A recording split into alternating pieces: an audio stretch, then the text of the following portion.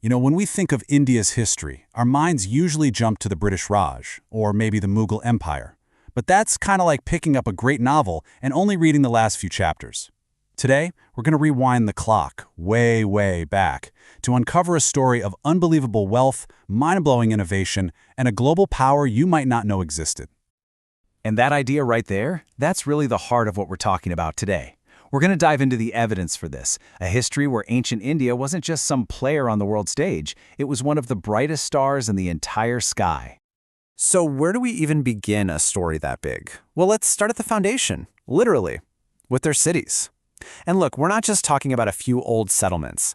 These were some of the earliest and frankly most sophisticated examples of urban planning the world had ever seen. Just take a look at these dates for a second. We're talking about a civilization that was booming at the same time as ancient Egypt and Mesopotamia. So think about this. Around 2600 BCE, while the Great Pyramids of Giza are being built, India is already home to these huge, sprawling, and meticulously planned cities like Harappa and Mohenjo-daro. And when I say planned, I mean planned. These places were incredibly advanced. We're talking streets laid out in a perfect grid, sophisticated drainage systems that were way ahead of their time, and even large public baths. This wasn't chaos. This was complex, organized society in action, nearly 5,000 years ago. They were so connected, they even had trade routes linking them all the way to Egypt and Mesopotamia. Okay, so their cities were incredible. But what was the secret sauce? What made this civilization such a magnet for the rest of the ancient world? Well, the answer was literally buried right under their feet. Ancient India was, for all intents and purposes, a giant, glittering treasure chest. And I'm not talking about just a little bit of wealth. For centuries, the Golconda mines were the world's only source of diamonds, the only one. So you can imagine, every king, queen, and emperor from Rome to Persia wanted a piece of that action. This incredible natural wealth became the very foundation of their global reputation. This statement just nails it, doesn't it? It captures the sheer economic gravity that ancient India had. It's one thing to be rich, it's a whole other level to possess the very things the rest of the world is dying to get their hands on. That incredible demand is what fired up the engine of global commerce. So how do you turn all that natural wealth into actual global power? Well, it wasn't just about having all the cool stuff. It was about using it to completely dominate the global economy. Having treasure is one thing. Becoming the engine that powers the whole world, that's a different game entirely. Now, get ready for this number, because it's just staggering. 25%.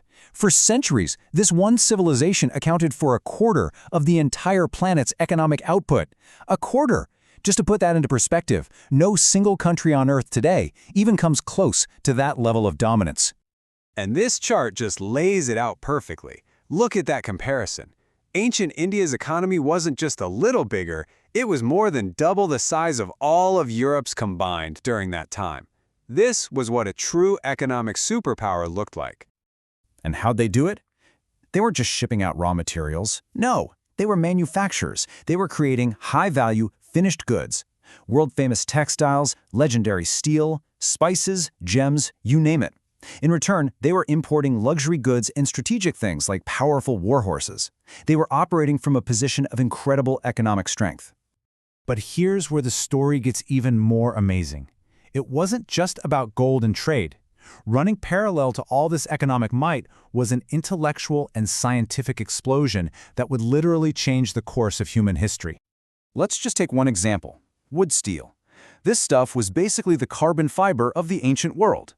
It wasn't just metal, it was a high-tech marvel of metallurgy that was exported everywhere to create the strongest, sharpest swords known to man, including the famous Damascus blades. This was cutting-edge material science at its absolute finest. And then there's this. It's almost impossible to overstate how important the idea of zero is. It is the foundation of everything. All modern math, every computer, all of engineering. And that world-changing concept, that number, it was born in India. Its journey from there, through the Arab world, and eventually into Europe, is one of the greatest handoffs in the history of human thought. And this genius was everywhere you looked. Their medical texts were describing complex surgeries. Their astronomers were calculating the movement of planets with stunning accuracy. Engineers were building these massive, brilliant water management systems. They even had world-renowned universities like Nalanda that were a magnet for the brightest minds all over Asia. It was a true renaissance of creativity. So, when you put it all together, what do you get? You have advanced cities, wealth beyond imagination, total economic dominance, and groundbreaking scientific achievements. It really forces you to stop and ask a pretty big question. Have we all been overlooking one of history's first and greatest global superpowers?